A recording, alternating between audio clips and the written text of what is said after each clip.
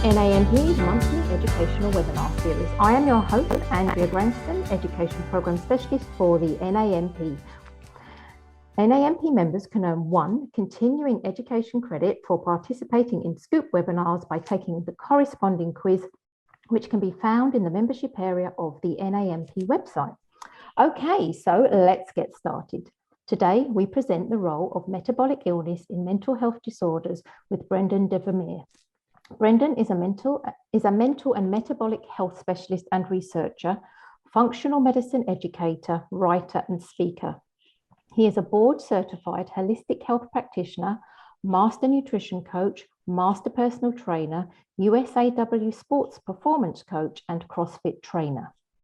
He began his career as a personal trainer and nutrition coach at the age of 18 after disappointingly being medically discharged from the United States Navy SEAL training pipeline due to an injury. After being exposed to the power of functional lab testing in the start of his career, he began intensely pursuing that as a career path, which led him to be widely regarded as one of the top leading experts in the metabolic health and functional education. He is the proud owner and founder of the Metabolic Solutions Institute for Functional Health and Fitness Practitioners and the creator of the Functional Mental Health Practitioner Certification course. He's also the founder of the Metabolic Solutions Research and Education Foundation, a not-for-profit foundation dedicated to changing the way the world views mental health for advancing the science of mental health dysfunction. He's also the creator of Mental MAP, a cutting-edge lab panel for mental health. When he's not educating doctors, practitioners, professionals, helping clients overcome the most severe health struggles, or producing cutting-edge scientific education, Brendan enjoys all things fitness and is probably working out. He also enjoys anything in nature and any activities that expand his heart, mind, and soul. Welcome, Brendan. Thank you for joining us today. It's over to you. Well, thank you so much, Andrea. This is really a pleasure to get the opportunity to speak to the NANP. I've been a fan of this organization for a while. Y'all have been on my radar. I come from other organizations. I kind of think of all these organizations as family, as one big functional family, as we're really trying to revolutionize healthcare and helping the population heal. So I'm very excited to share this presentation. I'll be going into the role of metabolic illness and dysfunction in mental health disorders. So let's go ahead and get started here. So first things first, standard liability, standard copyright, and then just a brief bio, which Andrea just gave me a wonderful introduction, so we can go ahead and jump right in. So first things first, I always like to start with a little bit of the lay of the land in regards to what's going on with the metabolic and mental health crisis. Times are a little bit chaotic these days, to say the least, and we're really dealing with a metabolic health crisis, mental health crisis, and then of course infectious disease crisis, all at the same time, and they're all interrelated. They're perpetuating one another. Mental health issues are on the rise. Psychiatric drug use is at an all-time high. So we really are needing more and more functional health professionals that are able to help clients get to those root cause factors that are contributing to their dysfunction. So some interesting statistics here. I won't insult your intelligence by reading every single one right off the slides, but it really, I never get used to saying it, but suicide is the 10th leading cause of death for Americans. It actually went down in the year 2020, coinciding with the infectious crisis afoot. But overall, in 2020, we actually saw just within the very beginning of the year, between mid-February and mid-March, psychiatric drug prescription fills went up by about 34.1%. Now, when you look at some of the major comorbid conditions, we see a huge overlap in obviously the heart disease, the diabetes, the kidney issues, the neurodegeneration, and then of course suicide. Suicide is actually the 2nd leading cause of death for ages 10 to 34 and the 4th leading cause of death between ages 34 to 55. So when you take that into account, our young people are dying of suicide more than just about anything else, which I think is horribly tragic. And I think that really elucidates maybe there's a lot of room for opportunity with how we approach mental health in America in particular, since these are American statistics here. So in 2020, a study actually was published that demonstrated that 88% of Americans are metabolically ill or considered metabolically ill.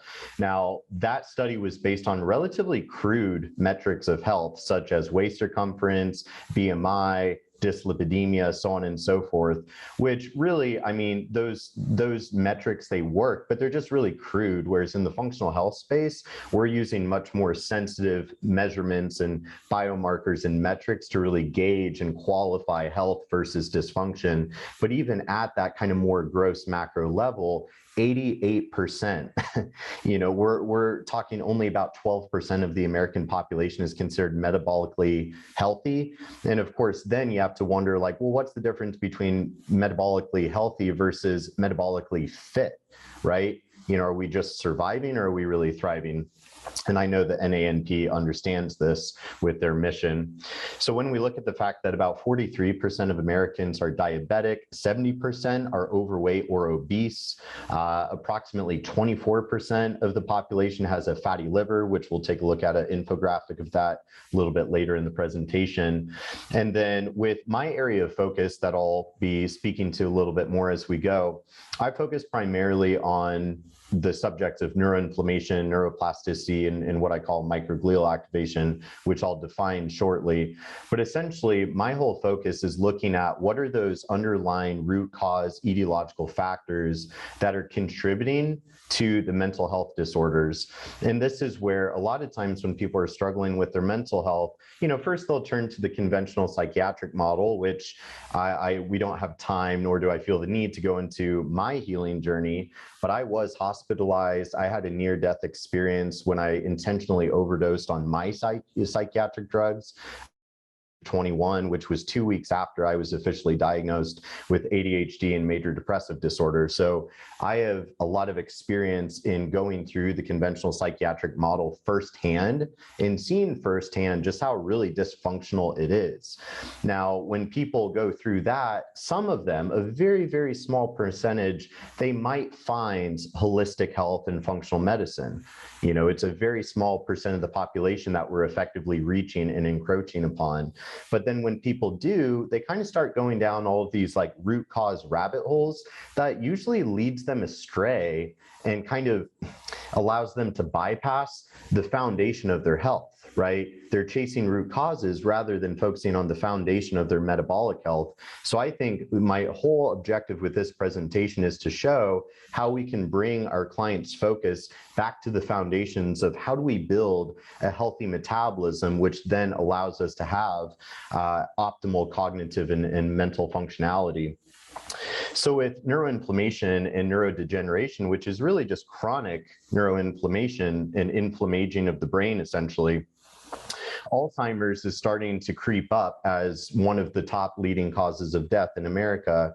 And so it actually recently creeped up to 6th place in front of diabetes, which is number 7. So Alzheimer's being, some scientists are starting to refer to it as a type 3 diabetes because the neurons, the brain cells themselves become resistant to insulin. It's an insulin resistance of the neurons. And there's a lot of confounding factors that can potentiate those mechanisms. But my point being, when we see that neurodegeneration is becoming one of the top causes of death, and we see suicide is one of the top leading causes of death for young people, both conditions really center around neuroinflammation, kind of a brain on fire syndrome, if you will, that is really plaguing the vast majority of Americans. So that's what we'll be really mapping out today. So as I've already been mentioning, psychiatric drug use is on the rise. We see that young men are actually the fastest growing demographic. Historically, it's middle-aged women that tend to be the greatest consumers of psychiatric drugs, but young men is the fastest growing demographic. And this particular statistic, with a 43% increase of young men between the ages of 20 to 44 between 2001 and 2010. I personally contributed to that statistic. So I find it particularly triggering, shall we say.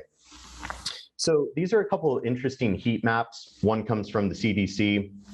And this one over here on the left is showing suicide rates just by a heat map of where suicide is more prevalent. And then over here, we're looking at psychiatric drug use. And so if you notice, a lot of the color schemes on the heat map are the same. There's a lot of overlap here in between psychiatric drug use and suicide rates being parallel with one another, which makes a lot of sense.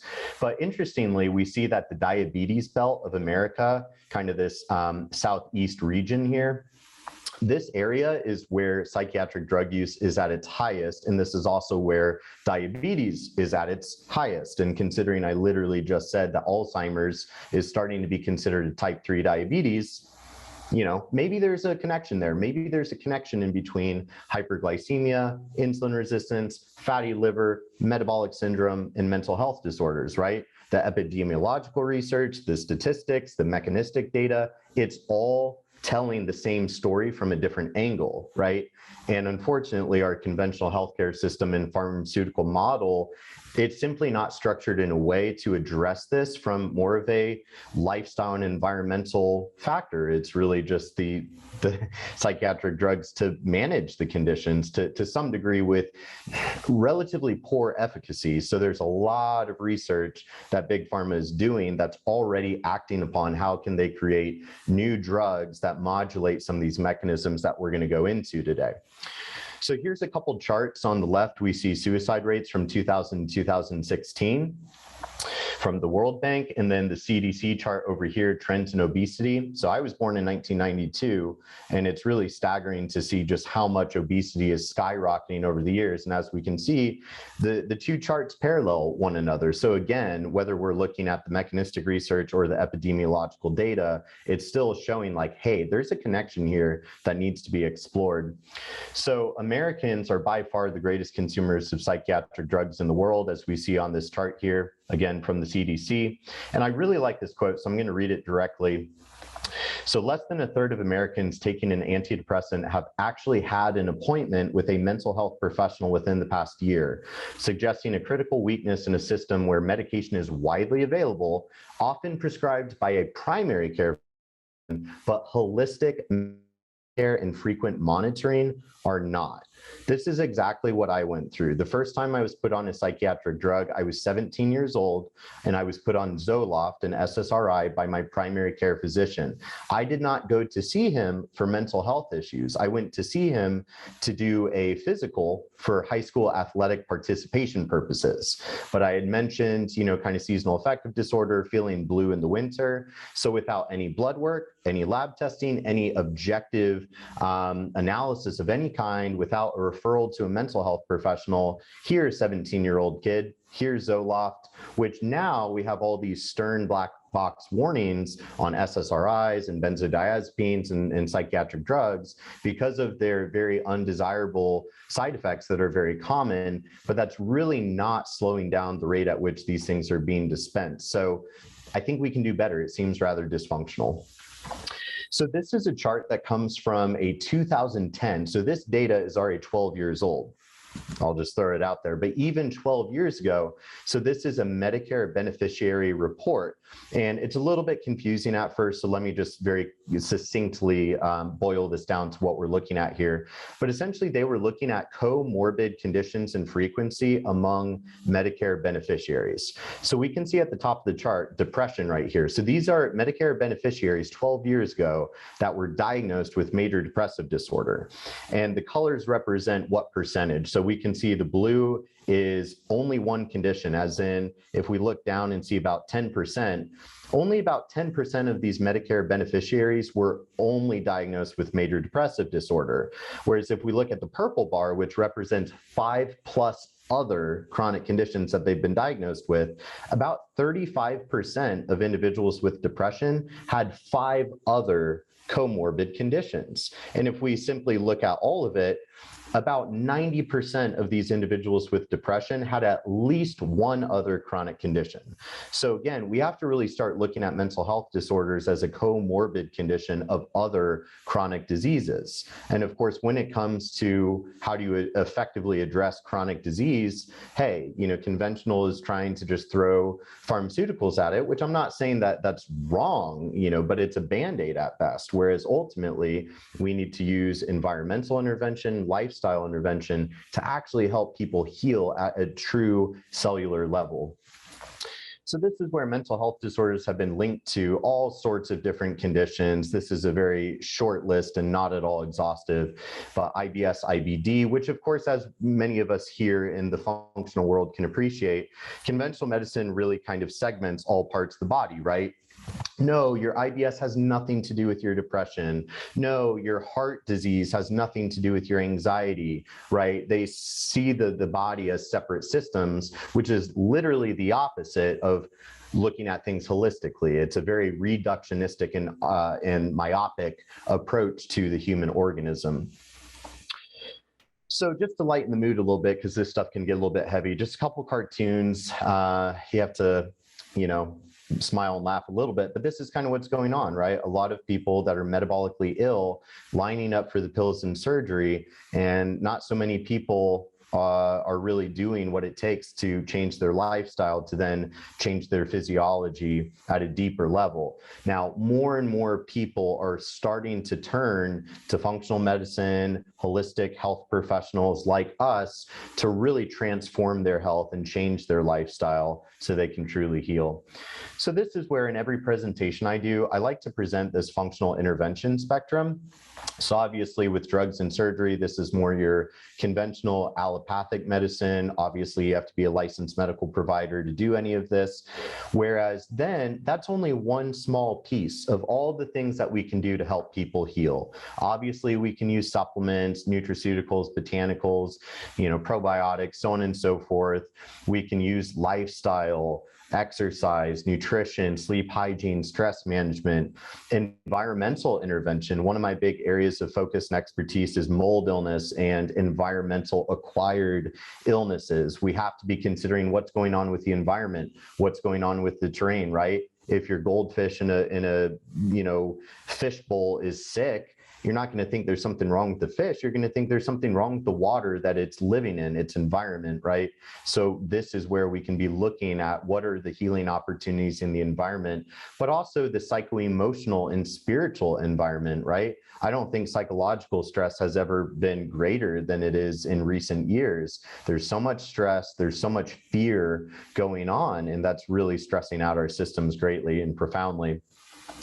So this is where I've created a number of infographics that we'll look through here. And this first one here is what I call the standard American metabolism, which, ironically happens to spell Sam, good old Uncle Sam, right? So these are just some of the characteristics that I commonly see in most Americans that are struggling with their health and mental health. So things like high body fat percentage, whether they're overweight or not, high body fat percentage in general, low lean mass, right?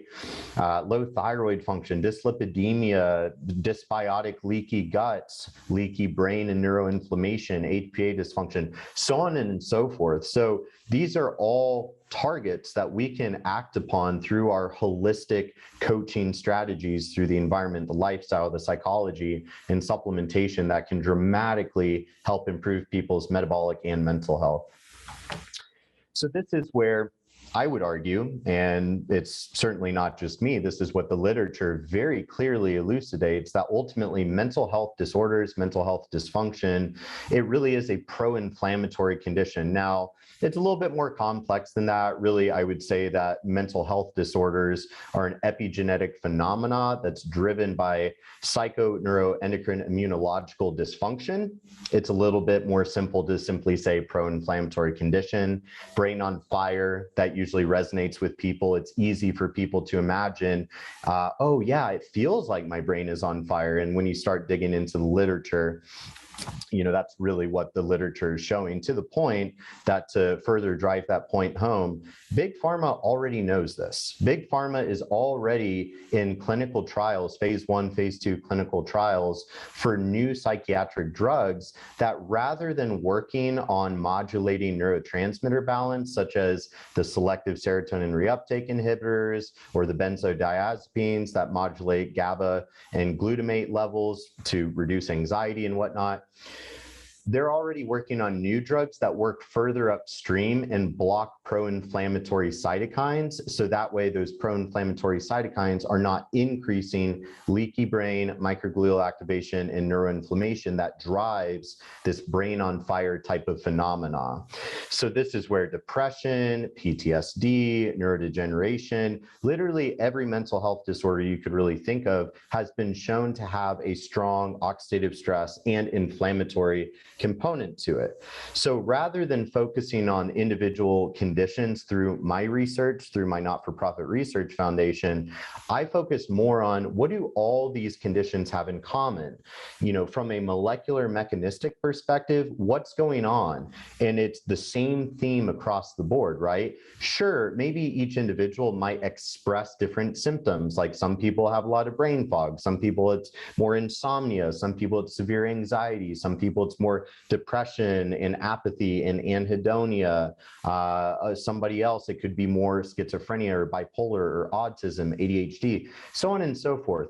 That's more dependent on the genotype and then creating that epigenetic phenotypical expression that then we kind of give this archaic label to. But when you look at the underlying mechanisms of what's going on at the cellular level, the theme is very, very consistent across the board. So this is where my main area of research is microglial activation. So microglial cells are the innate immune cells of the central nervous system. So they are essentially the primary white blood cell of the brain, the spinal cord, the entire central nervous system. Now, I like to call the microglial cells the guardians and the architects of the central nervous system, and I'll explain why, which is they are the sentinel immune cells. They're the first line of defense to protect your brain from any kind of foreign invader, whether that's a pathogen like a bacteria or fungi or virus or parasite, whether that's more of some kind of antigen, like if we have gluten proteins that are starting to cross the blood-brain barrier and drive autoimmunity and neurodegeneration in the brain, some sort of toxin. So these microglial cells, they function as phagocytic white blood cells to kind of gobble up the bad guy, and also as antigen presenting cells to then create an adaptive immune response towards that protein or towards that antigen or pathogen. So think of them as the guardians of the central nervous system in your brain, but also the architects. And what I mean by that is your microglial cells co-regulate neuroplasticity and neurogenesis. So historically, scientists and researchers thought when you're born, you only have so many brain cells. You only have so many. So if you lose them, you don't get more of them, right? And that's where they thought neurodegeneration is. They're just burning through their brain cells and they're unable to produce more. That has been since debunked. That couldn't be further from the truth. Our brain is constantly creating new neurons, and that is what neurogenesis is, the birth of new neurons. Neuroplasticity refers to how the neurons are communicating with one another and wiring together or disintegrating their neural connections. So that remodeling of the connectivity of our neurons, that's neuroplasticity. So what this diagram is illustrating is this is a microglial cell, and on the right side, this is a M1 phenotype of the microglial cell, which is cytotoxic and pro-inflammatory in nature. So you can see it's releasing all of these pro-inflammatory destructive mediators, different types of cytokines, chemokines, proteins, so on and so forth, that can drive neuroinflammation and excitotoxicity, as well as burning up and destroying our neural connections, right? And then on the left side, we have an M2 polarized microglial cells. So the microglial cells, depending on the input signals that the microglial cell receives from its environment, how many pro-inflammatory cytokines and chemokines or damage-associated molecular patterns and proteins versus how many anti-inflammatory cytokines, chemokines, signaling molecules, so on and so forth. The microglial cell is going to morph into more of a neurodestructive phenotype and expression, or more of a neuroprotective, neuroregenerative phenotype, depending on the input signals that it receives. So this is where the microglial cells can either help the brain repair and heal and help grow new neural connections, or it can degenerate our brain and burn up our neurons if it's triggered by more pro-inflammatory input signals. So this is why I like to refer to this as microglial activation syndrome, is we have to be looking at what factors can contribute to what those microglial cells are doing. Essentially, this is the underlying theme that all mental illnesses and neurodegenerative conditions have in common, is a microglial dysfunction, right? And so ultimately, what we see is that these microglial cells, especially in the standard American brain, there's too much of this pro-inflammatory, neurodestructive microglial expression that's causing kind of the brain on fire syndrome, if you will. And it's because the input signals from the standard American environment and lifestyle are causing too much of that neuroinflammatory kind of cytokine storm in the brain. So when we look at, this is a simplified list, but these are some of the major factors that will cause heightened leaky brain and neuroinflammation in M1 microglial polarization. Things like hyperglycemia and insulin resistance. Remember, 43% of the American population is diabetic.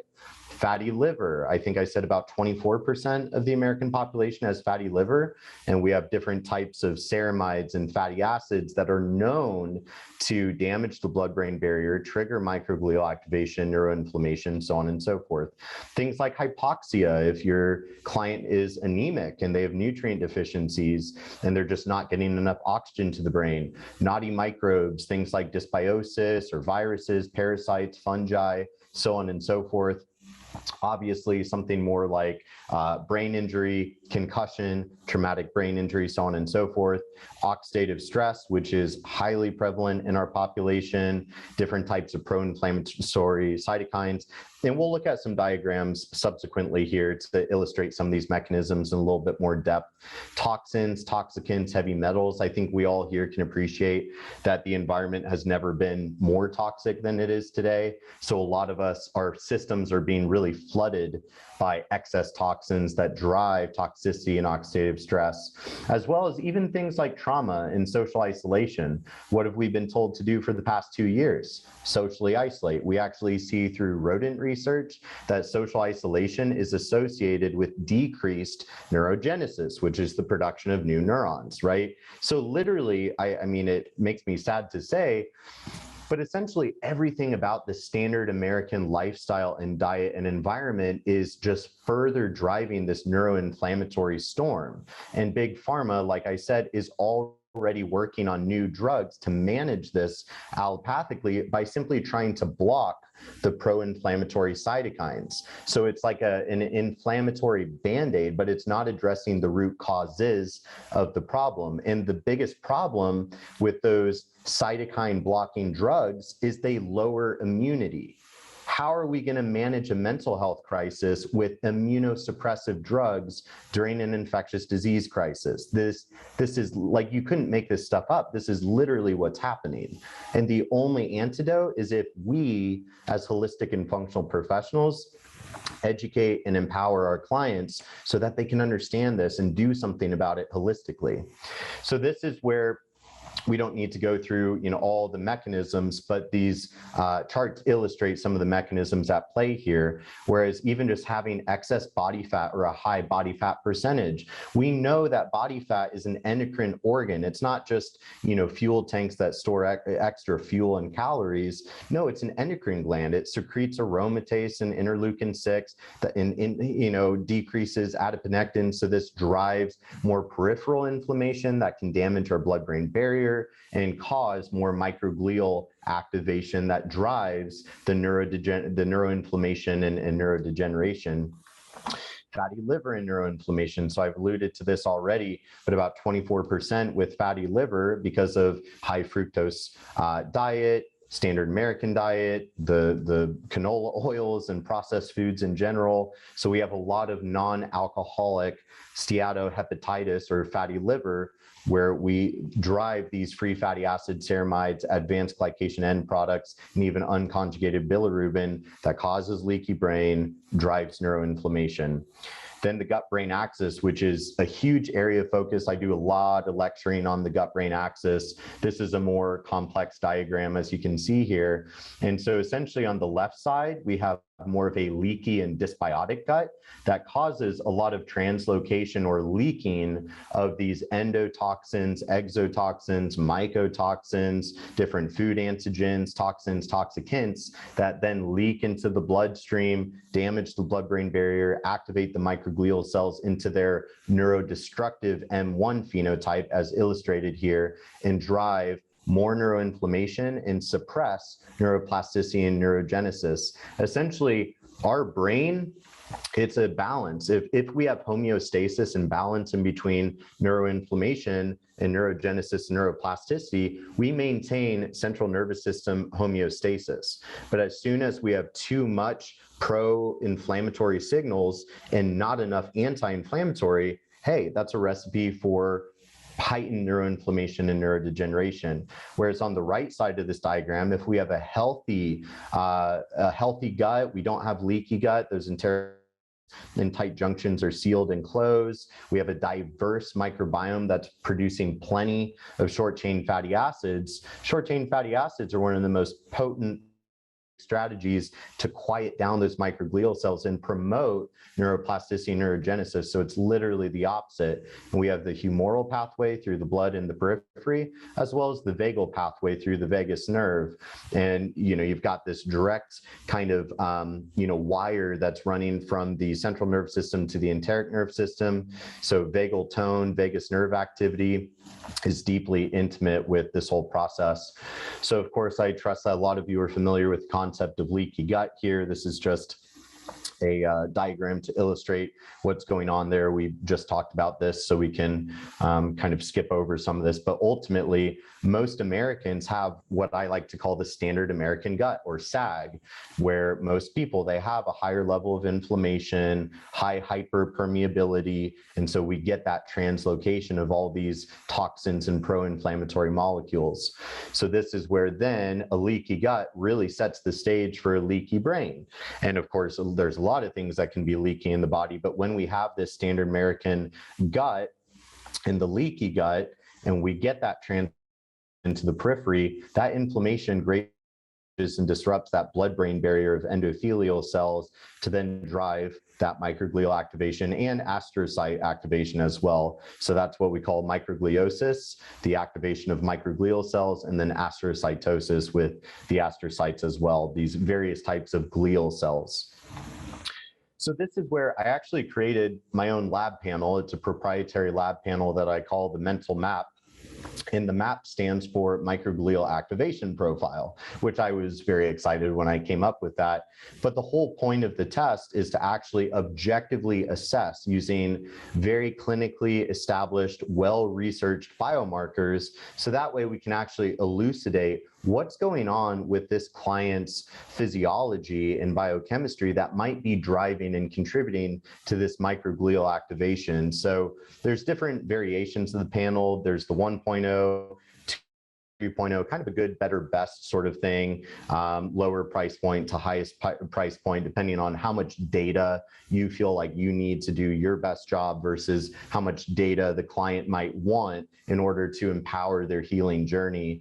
But the whole test was designed to effectively and objectively assess the degree of neuroinflammation, the degree of neurotoxicity, nutrient deficiency. So looking at things like copper and zinc and ceruloplasmin, magnesium, iron, folate, B12, so on and so forth, some of these key nutrients that have such a key and critical role in regulating neurotransmission, neurotransmitter synthesis and metabolism, as well as neurotrophin activity and neuroplasticity. So neuroplasticity is heavily regulated by a variety of neurotrophic factors, the most popular and well-known of which being brain-derived neurotrophic factor, or BDNF. There's also some others, but BDNF tends to kind of steal the show. And so with brain-derived neurotrophic factor, we actually see that there's a lot of root cause healing opportunities that we can identify that might disrupt or inhibit the signaling of this BDNF. So although there are no currently commercially available biomarkers that directly measure neurotrophic signaling, we can essentially use other inflammatory and immunological biomarkers as kind of proxy markers to infer that, well, hey, if we know that these biomarkers are elevated, we can pretty safely assume that neurotrophin signaling is going to be suppressed and depressed. And then we can start thinking about what strategies can we use with diet and exercise and lifestyle and supplementation to try to bring down the neuroinflammation and promote neuroplasticity, which I'll speak to momentarily. Oxidative and nitrosative stress is huge. And at the end of the day, I'm a big advocate. I've always been a big advocate of lab testing because I think when you're trying to go through some sort of holistic healing program, sometimes it can get really confusing and overwhelming, right? There's so many different modalities and strategies, and every client, different types of strategies might resonate with them. Some of them might be a little bit more captivated by the psycho-emotional work. They want to do all the journaling or polyvagal or neurolimbic retraining, or some kind of quantum modality, more the esoteric, energetic, psycho-emotional side, versus other people, they might be all about vagal toning, or some people they'll exercise, other people they fixate on diet. At the end of the day, we kind of have to fix all the above. But my point being, if we don't have reliable, sensitive, objective data to guide the journey and to track progress, how do we know what's working and what's not? How do we hold the client accountable to their healing program? We don't have any data to show if their efforts are paying off or not. And that's kind of a little bit of a functional pearl, if you will.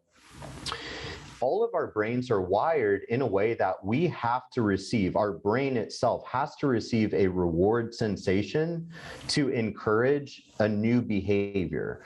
And so through the limbic system and through our dopaminergic reward system, a good example back in my personal training days would be a client comes in and they want to lose, 50 pounds, 100 pounds, right? Great. Why'd you join the gym? What's your health goal? Well, I want to lose weight.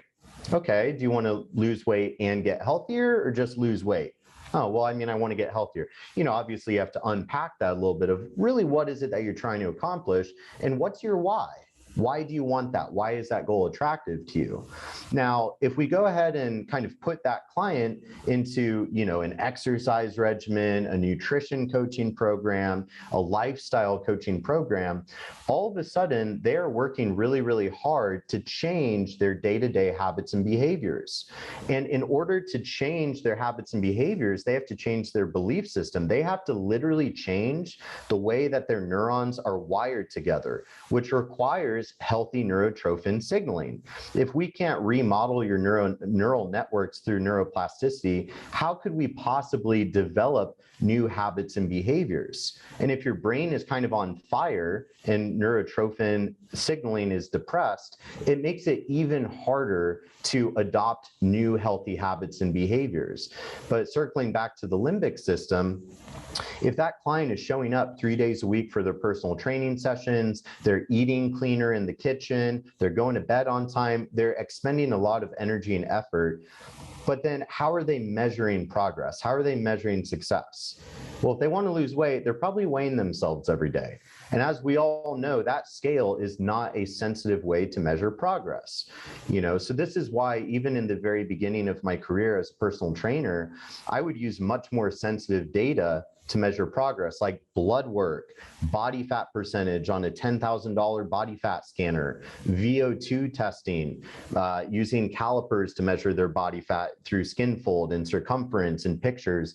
We have to have that sensitive, objective data so that way we can prove to them, hey, all of your hard work and efforts are paying off. We have sensitive data to prove it.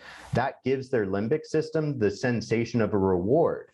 Because if they're weighing themselves on the scale every day and they don't see that number going down, that's literally a signal to the brain that says, hey, why would I bother showing up to the gym anymore? Why would I keep avoiding my favorite foods and eating cleaner when it's not giving me a reward? Our body is wired to conserve energy and to dissuade any effort that is not getting us a reward. So this is almost like a little bit of a coaching biohack, if you will, where if we actually have sensitive data, we can prove to them, hey, no, hold the course. We are making progress. And at the end of the day, lab testing is going to be by far the most sensitive way to measure changes at the physiological level. Things are going to change internally long before they change at more the physique and body weight level, right?